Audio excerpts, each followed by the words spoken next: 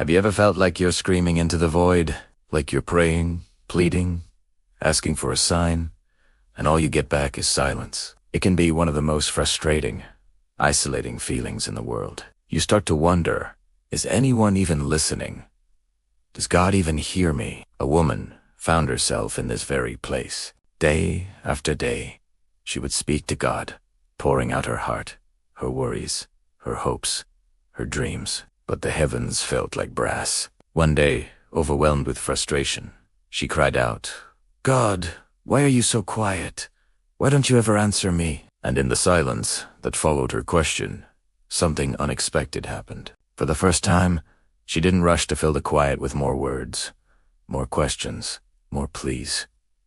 She just sat there, and in that stillness, she began to hear something else. It wasn't a booming voice from the clouds. It was the sound of her own thoughts. She heard the constant hum of her anxiety, buzzing like a frantic bee trapped in a jar. She heard the whispers of her fears, listing all the ways things could go wrong. She heard the loud, proud voice of her ego, insisting it knew best, demanding control. She heard the echoes of past hurts, replaying old conversations and grievances. She realized her mind was a crowded, noisy room, and she was the one doing all the talking. It was a profound revelation. She had been so busy broadcasting her own frequency that she couldn't tune into anything else. She had been asking God to speak, but she had never given him the space to do so. She was like someone trying to have a conversation while wearing noise-canceling headphones, shouting at the other person for being too quiet.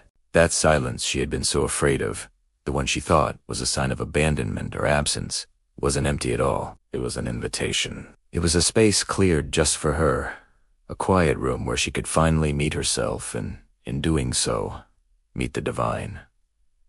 The silence wasn't God ignoring her. It was him patiently waiting for her to stop talking long enough to listen. It was a gentle hand on her shoulder, urging her to pause, to breathe, to simply be. Think about our own lives. How much of our day is filled with noise? Not just the sounds of traffic or television, but the internal noise, the constant scrolling, the planning, the worrying, the replaying of conversations. We are a culture that is terrified of silence. We fill every spare moment with a podcast, with music, with something, anything, to avoid being alone with our own thoughts. But what if, like that woman, we dared to be still? What if we intentionally carved out moments of quiet in our day, not to demand answers, but simply to listen, to observe the chatter in our own minds without judgment, to let the frantic energy settle like dust?